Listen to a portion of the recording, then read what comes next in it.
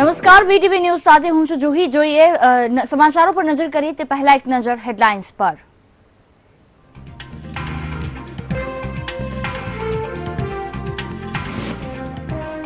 ગુજરાતની સરહદો નથી સુરક્ષિત. પાકિસ્તાન સાથે જોડાયેલી 50% સરહદ વિસ્તાર પર ફેન્સિંગનું કામ બાકી. એનઆરઆઈ કોટાની ખાલી પડેલી બેઠકોની 30 સપ્ટેમ્બર પહેલા પ્રવેશ પ્રક્રિયા પૂર્ણ કરવાની રાજ્ય સરકારની ખાતરી. હાઈકોર્ટના ચુકાદાને સરકારે આવકાર્યો. દલિત નેતા જિગ્નેશ મેવાણીએ 1 ઓક્ટોબરે રેલ રોકો આંદોલનની કરી જાહેરાત. મણિનગર રેલવે સ્ટેશનથી કરશે શરૂઆત. ઉનાના પૂર્વ ધારાસભ્ય કેસી રાઠોડના પુત્ર વિજય રાઠોડ સામે બળાત્કારની ફરિયાદ. એફઆઈઆર દાખલ થતા અમદાવાદ મહિલા પોલીસ સક્રિય. ભાભર પોલીસ સ્ટેશનના કોન્સ્ટેબલની હત્યા મામલે અલ્પેશ ઠાકોરે યોજી ન્યાય યાત્રા. મૃતક પોલીસ કોન્સ્ટેબલના પરિવારને ન્યાય અપાવવા કરી અપીલ. દલિત અત્યાચાર મુદ્દે કોંગ્રેસનું દલિત કાર્ડ. 2 ઓક્ટોબરે દલિત સ્વાધિકાર રેલીનું આયોજન. અને ભરૂચના બંબાખાન વિસ્તારમાંથી રમેશ વસાવા નામનો કેદી પોલીસ કંજામાંથી થયો ફરાર. વરસાદનો લાભ ઉઠાવી કેદીએ પોલીસને આપ્યો ચકમો.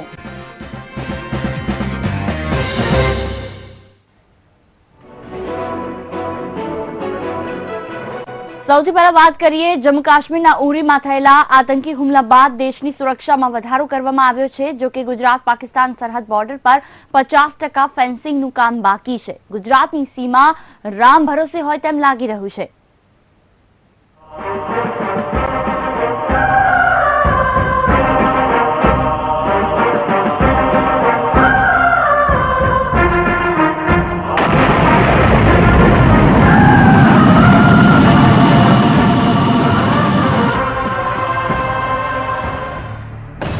ગુજરાત અને પાકિસ્તાન સરહદ 512 કિલોમીટરની. ગુજરાત અને પાકિસ્તાન બોર્ડરે 50% ફેન્સિંગ બાકી. જમ્મુ કાશ્મીરના ઉરીમાં થયેલા આતંકી હુમલામાં ભારતના 18 જવાનોએ પોતાના પ્રાણ ગુમાવ્યા છે અને દેશમાં ફરી એક વખત કોઈ મોટી દુર્ઘટના ન સર્જાય તે માટે દેશની તમામ સીમાઓને સુરક્ષા કર્મીઓથી સજ્જ કરવામાં આવી છે. જો કે આજના આ અહેવાલમાં ગુજરાતની સીમા જ રામ ભરોસે હોય તેવું લાગી રહ્યું છે. ગુજરાત પણ પાકિસ્તાની સરહદ સાથે જોડાયેલું એક રાજ્ય છે અને આતંકીઓના હિટ લિસ્ટમાં છે. જો કે અહીં 50% બોર્ડર પર હજુ તારની વાડનું કામ બાકી છે તો 50% વિસ્તારમાં જ ફેન્સિંગ તાર નખાયા હોવાનું સામે આવ્યું છે. ઉલ્લેખનીય છે કે કચ્છની સરહદથી અવારનવાર પાકિસ્તાની ઘૂસણખોરીનો ખતરો રહે છે. ત્યારે ગોકળ ગતિએ ચાલતા કામને લઈ ગૃહ વિભાગ સામે અનેક સવાલો ઉપજી આવ્યા છે. ક્યારે નખાશે ફેન્સિંગ તાર? કેમ ચાલી રહ્યું છે મંદ ગતિએ કામ? ક્યારે પૂર્ણ થશે કામગીરી? ગુજરાતમાં પાકિસ્તાન સરહદ 512 કિલોમીટરની છે અને તેમાં 340 કિલોમીટરની સરહદ પર જ વાડ ફેન્સિંગ બનાવવાની મંજૂરી આપવામાં આવી છે. વર્ષોથી આ કામ ચાલુ હોવા છતાં અત્યાર સુધીમાં તેમાંથી 262.70 કિલોમીટરની તારની વાડ બની શકી છે. એટલે કે 78 કિલોમીટરની સરહદ પર તારની વાડ બાકી છે. Bureau report, VTV news, Ahmedabad. Pakistan સાથે તંગદિલી વધતા ગુજરાતના બંદરો પરની સુરક્ષામાં પણ વધારો કરવામાં આવ્યો. કેન્દ્રીય રાજ્ય પોર્ટ પ્રધાન મનસુખ માંડવિયાના જણાવ્યા અનુસાર ગુજરાતના પોર્ટની સુરક્ષા માટે 1500 એસઆરપી જવાનોની અલગથી ફોજ ઊભી કરવાની દરખાસ્ત ગુજરાત મેરીટાઈમ બોર્ડે કેન્દ્ર સરકારને મોકલી છે, જેના પર મંજૂરી આપવાની દિશામાં વિચારણા ચાલી રહી છે. વેસલની સુરક્ષા પણ ખૂબ આવશ્યક હોય છે. એના માટે કોસ્ટગાર્ડ, હાઈવે વગેરેના ઇનપોર્ટ્સ એક સિસ્ટમ હોય જ. સાથે સાથે રાજ્ય સરકારે પણ નક્કી કર્યું છે કે ગુજરાતની અંદર 1500 જેટલા એસઆરપી જવાનોની જીએમબી દ્વારા ભરતી કરવા માટેની દરખાસ્ત અમને શિપિંગ મિનિસ્ટ્રીને ભારત સરકારની અંદર મળી છે. અમે હોમ મિનિસ્ટ્રી સાથે કન્સલ્ટેશન કરી અને એમાં ચોક્કસ આગળ વધીશું. ગુજરાત મેરીટાઈમ બોર્ડ સાથે આજે કેન્દ્ર પ્રધાનની બેઠક યોજવામાં આવી, જેમાં ગુજરાતના બંદરના વિકાસ માટે અનેક સહાયતા કેન્દ્ર સરકારે આપવાનો નિર્ણય કર્યો. જેમાં રોરો ફેરી સર્વિસ માટે ₹117 કરોડ, કામદાર કલ્યાણ ફંડ દ્વારા ₹200 કરોડના ખર્ચે કામદારોમાં અલંગમાં હોસ્ટેલ અને હોસ્પિટલનું નિર્માણ કરવામાં આવશે. સાથે જ પોરબંદર પાસે કોસ્ટલ કાર્ગો અને પેસેન્જર સર્વિસને વધારવા ₹37 કરોડ કેન્દ્ર સરકાર દ્વારા આપવામાં આવશે. બધી જ પોર્ટ ઉપર મેજર પોર્ટ ઉપર CIS નો બંદોબસ્ત છે. માઇનોર પોર્ટ ઉપર પણ સુરક્ષા માટેનો પ્રબંધ થયેલો છે. સાથે સાથે કોસ્ટગાર્ડ અને આઈબી પણ ખૂબ એક્ટિવ હોય છે. સતત સર્વેલન્સ થતું રહે છે. આ સર્વેલન્સના માધ્યમથી એવી કોઈ મુવમેન્ટ ધ્યાનમાં આવે તો ચોક્કસ એની સામે પગલાં લઈ શકે એ પ્રકારની વ્યવસ્થાઓ આપણે ઉપલબ્ધ કરી છે. વાત કરીએ આગળ એક મહત્વના સમાચાર હાલ મળી રહ્યા છે જામનગરથી બ્રેકિંગ ન્યૂઝ, જેમાં મરીન પોલીસને વધારવામાં આવી છે સંખ્યા. મહારાષ્ટ્રના મરીન પોલીસ દ્વારા સઘન ચેકિંગ હાથ ધરાયું છે. દરિયાઈ માર્ગ પર જતા વાહનોનું સઘન ચેકિંગ હાથ ધરવામાં આવ્યું છે. જામનગરથી ખાસ સમાચાર. મહારાષ્ટ્રના ઉરણમાં સંદિગ્ધ શખ્સો દેખાયા હોવાનો મામલો છે, જેને લઈને ખાસ મરીન પોલીસ ત્યાં સઘન ચેકિંગ કરી રહી છે. આજ વિશે વધુ વાતચીત કરવા મારી સાથે વીટીવી સંવાદદાતા રવિ જોડાઈ ગયા છે. રવિ, જે રીતે વાત કરવામાં આવે મરીન પોલીસ દ્વારા સઘન ચેકિંગ હાથ ધરવામાં આવ્યું છે, શું છે માહિતી?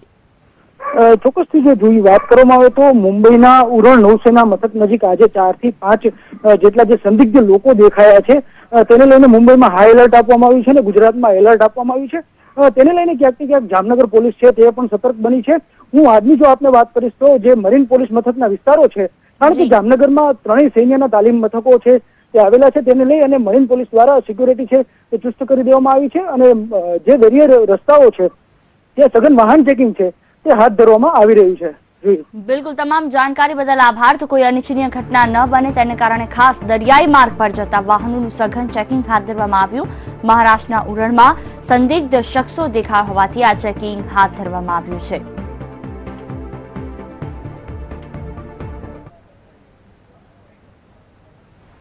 વાત કરીએ આગળ અમદાવાદ મહિલા ક્રાઇમ બ્રાન્ચના ઉના ભાજપના પૂર્વ ધારાસભ્યના પરિણીત પુત્ર વિરુદ્ધ દુષ્કર્મની ફરિયાદ અમદાવાદ પોલીસ સ્ટેશન ખાતે નોંધાઈ.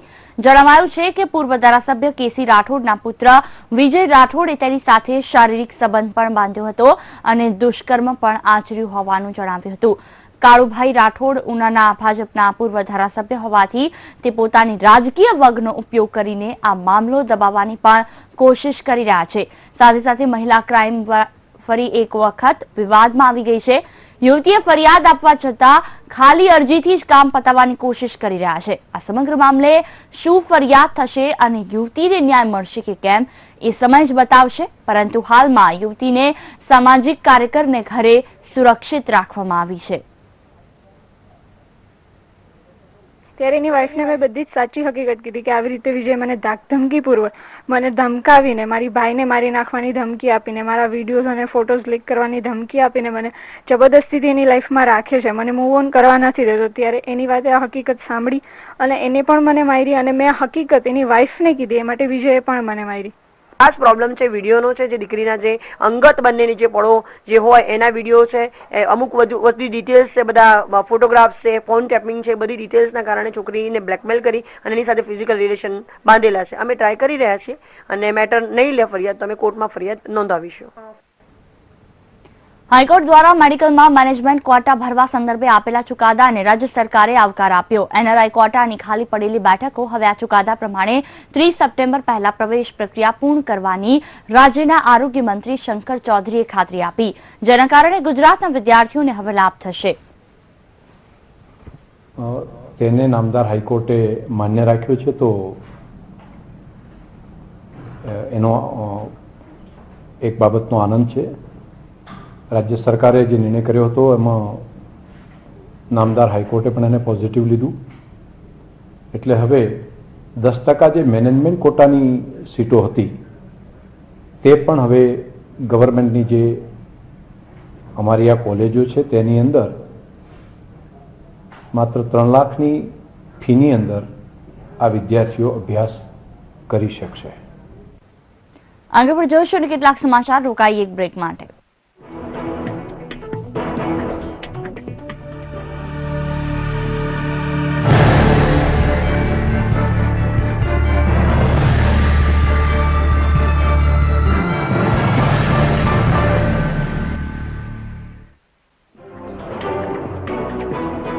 Welcome back. વાત કરીએ આગળ તો લાંચ ન લેવાનું શીખવાડતા શિક્ષક જ લાંચ લેતા ઝડપાયા છે. રાજકોટની ધર્મેન્દ્રસિંહજીની કોલેજના આચાર્ય ચંદ્રિકાબહેન વાઢેર એક વિદ્યાર્થી પાસેથી 2500 રૂપિયાની લાંચ લેતા ઝડપાયા. આચાર્ય લાંચ લેતા ઝડપાતા શિક્ષણ જગતમાં ચકચાર મચી ગઈ. લાંચ લેતા ઝડપાયેલા મહિલા આચાર્ય અને પટ્ટાવાળાને હાલ તો જેલ હવાલે કરાયા છે. એસીબીની તપાસમાં નવા ખુલાસા થઈ રહ્યા છે અને આચાર્યની ભ્રષ્ટ લીલા સામે આવી રહી છે. ત્યારે આપને જણાવી દઈએ કે આ એ જ કોલેજ છે જ્યાંથી સીએમ વિજય રૂપાણીએ પણ અભ્યાસ કર્યો હતો. ત્યારે શિક્ષણના ધામ પર આચાર્યએ કાળો ધબ્બો લગાવ્યો છે.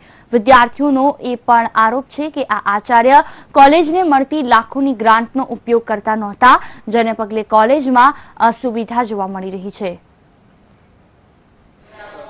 ગ્રાન્ટ ફાળવેલી છે, એ ગ્રાન્ટનો ક્યાં ઉપયોગ થયો છે એ કોઈને કાંઈ ખબર નથી. તમે જોઈ શકો છો અહીંયા કે બેન્ચીસ તૂટેલી છે, પંખાની સુવિધા નથી, ટ્યુબલાઇટની સુવિધા નથી, પ્લસ પાણીની સુવિધા નથી. આટલી મોટી ગવર્મેન્ટ કોલેજ હોવા છતાં પણ પાણીની સુવિધા નથી અને લાખોની ગ્રાન્ટ મળે છે. દર મહિને 1 લાખ રૂપિયા જેવી સિક્યુરિટીની ગ્રાન્ટ ફાળવવામાં આવે છે અને સિક્યુરિટીનો અભાવ જોવા મળે છે. અહીંયા 30 થી 35,000 રૂપિયા દર મહિને સફાઈની ગ્રાન્ટ આપવામાં આવે છે, પણ જ્યારે સફાઈના નામે મીંડું જોવા મળે છે તે ગ્રાન્ટ ક્યાં જાય છે એ કની ખબર નથી. અને અહીંયા 1,20,000 રૂપિયા સ્પોર્ટની જે ગ્રાન્ટ આવેલી તે પણ કોઈને ક્યાં ગઈ ખબર નહીં, પણ છોકરાઓને એમાંથી દડો પણ એક પ્રાપ્ત થયો નથી. દલિતો સામે થઈ રહેલા અત્યાચાર મુદ્દે રાજ્ય સરકારે મહત્વનો નિર્ણય લીધો, જે અંતર્ગત રાજ્યભરમાં એટ્રોસિટીના કેસ ચલાવવા માટે અલગથી સ્પેશિયલ કોર્ટ શરૂ કરવામાં આવશે. આ માટે 16 જિલ્લાઓમાં 16 સ્પેશિયલ કોર્ટ 1 ઓક્ટોબરથી શરૂ કરાશે. કાયદા વિભાગે આ અંગે કરેલા પરિપત્રમાં જણાવ્યું છે કે એટ્રોસિટીને લગતા કેસ ચલાવવા માટે આ સ્પેશિયલ 16 કોર્ટમાં સરકારી વકીલની પણ નિમણૂક કરાશે. અમદાવાદ ગ્રામ્ય, આણંદ, બનાસકાંઠા, પાલનપુર ખાતે, ભરૂચ, ભાવનગર, ગાંધીનગર, જામનગર, જૂનાગઢ, કચ્છના ભુજ ખાતે, મહેસાણા, પાટણ, રાજકોટ, સુરત, સુરેન્દ્રનગર, વડોદરા અને અમદાવાદમાં સિટી સિવિલ કોર્ટ ખાતે આ 16 કોર્ટ કાર્યરત થશે. પ્રિવેન્શન ઓફ એટ્રોસિટી એક્ટ હેઠળ નોંધાયેલા વિવિધ પડતર કેસોની ટ્રાયલ ઝડપથી ચાલે તે હેતુસર આ તમામ કોર્ટ શરૂ કરવામાં આવી છે. દલિત આગેવાન જિગ્નેશ મેવાણીએ સરકાર સામે આંદોલન કરવાની ચીમકી ઉચ્ચારી, જેમાં 1 ઓક્ટોબરે દલિતો દ્વારા રેલ રોકો આંદોલન કરવામાં આવશે. આ આંદોલન મણિનગર રેલવે ક્રોસિંગ ખાતેથી કરવામાં આવશે. દલિતોની માંગણીઓ નહીં સંતોષાય તો આંદોલન વધુ ઉગ્ર બનશે અને આ આંદોલનમાં દેશભરના દલિતો પણ જોડાશે. આ મામલે સીએમને આવેદનપત્ર પણ આપવામાં આવશે.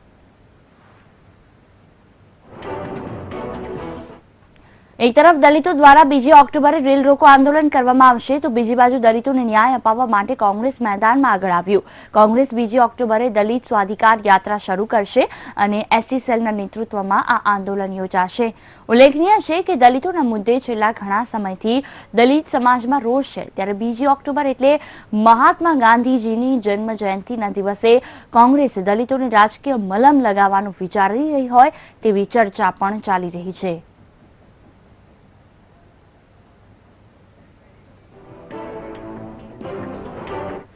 આરોગ્ય મંત્રી શંકર ચૌધરીની બોગસ ડિગ્રી મામલે ફરી એક વખત હાઈકોર્ટમાં અરજી દાખલ કરવામાં આવી. મહત્વનું છે કે હાઈકોર્ટ અને સુપ્રીમ કોર્ટે અગાઉ અરજદારની અરજીને ફગાવી દીધી, જે બાદ અરજદારે ફરી એક વખત આ અરજી દાખલ કરતા વધુ સુનાવણી 28 સપ્ટેમ્બરે હાથ ધરવામાં આવશે.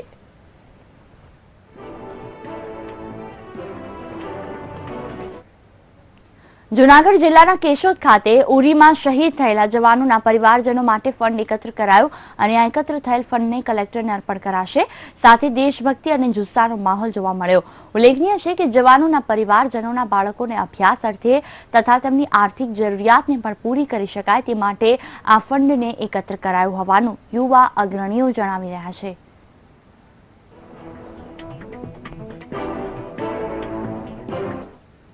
તો ઉરીમાં શહીદ થયેલા જવાનોને દેશભરમાંથી શ્રદ્ધાંજલિ પાઠવવામાં આવી રહી છે. ત્યારે રાજ્ય સરકાર અને ઉદ્યોગપતિઓ દ્વારા જવાનોના પરિવારોને આર્થિક મદદ પણ જાહેર કરાઈ.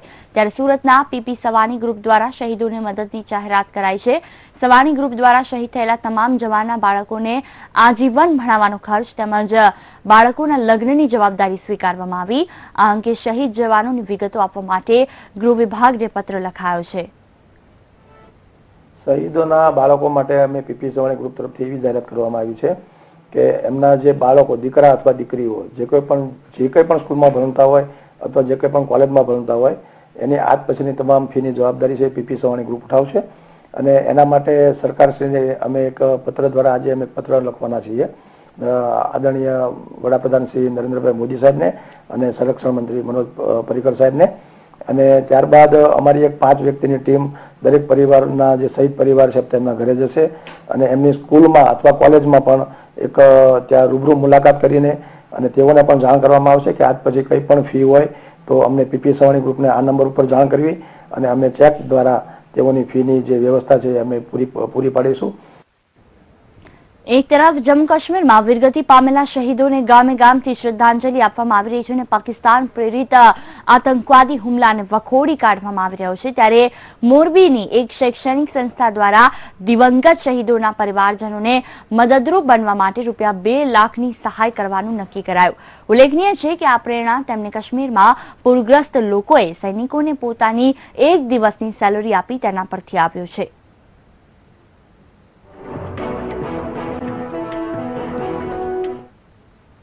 આગળ પર જોઈશું અને કેટલાક સમાચાર રોકાઈએ વધુ બ્રેક માટે.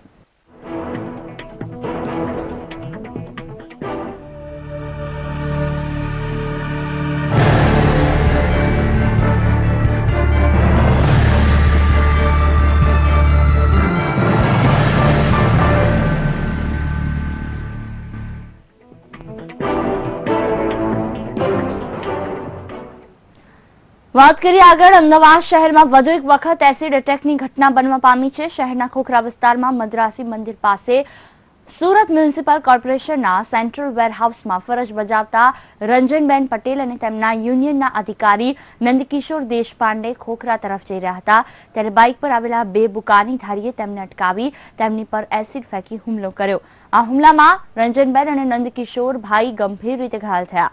તેમને ખાનગી હોસ્પિટલમાં સારવાર માટે ખસેડવામાં આવ્યા છે. રંજનબેને આ એસિડ હુમલા પાછળ વેરહાઉસના રિજનલ મેનેજર અનુરાગ ત્રિપાઠી પર આક્ષેપ કર્યો છે. રંજનબેને કરોડો રૂપિયા ભ્રષ્ટાચારનો પર્દાફાશ કર્યો અને એક અન્ય મહિલા પર થઈ રહેલા શારીરિક છેડછાડના સાક્ષી હોવાથી તેમના પર આ હુમલો કરવામાં આવ્યો હોવાથી આ ફરિયાદ ખોખરા પોલીસ સ્ટેશનમાં દાખલ કરાવતા પોલીસે કાયદેસરની કાર્યવાહી હાથ ધરી છે. ભ્રષ્ટાચાર વિરોધી છું અને ડિપાર્ટમેન્ટમાં જે ગેરકાનૂની ધંધાઓ ચાલતા હતા એના કૌભાંડો મેં બહાર પાડ્યા. ત્યારથી અમારી અગાઉના જે રિજનલ મેનેજર હતા શ્રી વી.કે. ત્યાગી અને હાલના જે રિજનલ મેનેજર છે અનુરાગ ત્રિપાઠી, એઓએ મને પરેશાન કરવામાં કોઈ કમી રાખી નથી.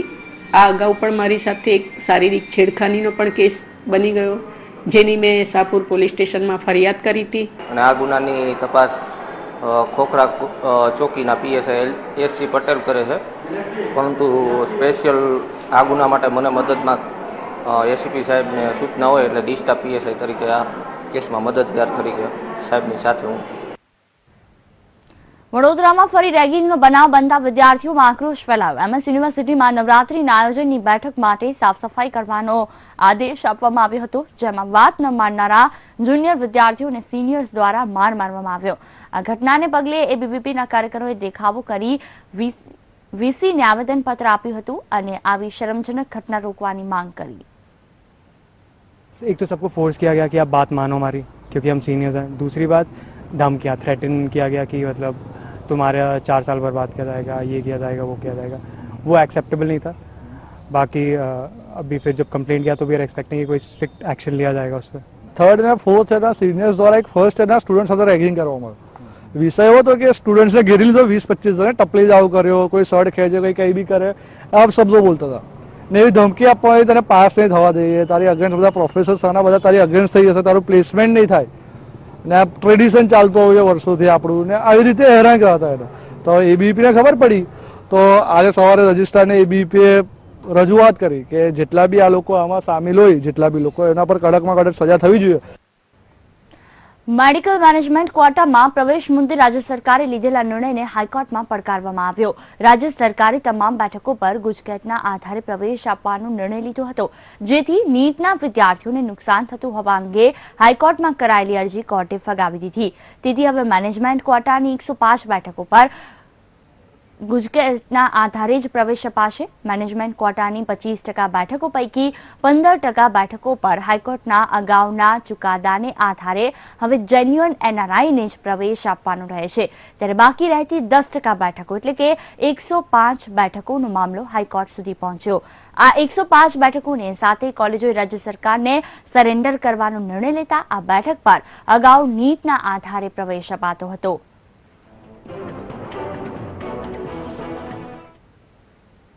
તો સરકાર દ્વારા હવે મેડિકલ સ્ટોર્સ ખોલવામાં આવશે. જેમાં આરોગ્ય મંત્રી શંકર ચૌધરીએ જાહેરાત કરતા જણાવ્યું કે હવે ગરીબ વર્ગના લોકોને દવા લેવામાં મુશ્કેલી નહીં પડે, કારણ કે સરકાર દ્વારા પ્રથમ તબક્કે 100 થી વધુ મેડિકલ સ્ટોર ખોલાશે, જેમાં દર્દીઓને 500 થી વધુ જાતની સસ્તા દરની જેનરિક દવાઓ મળશે.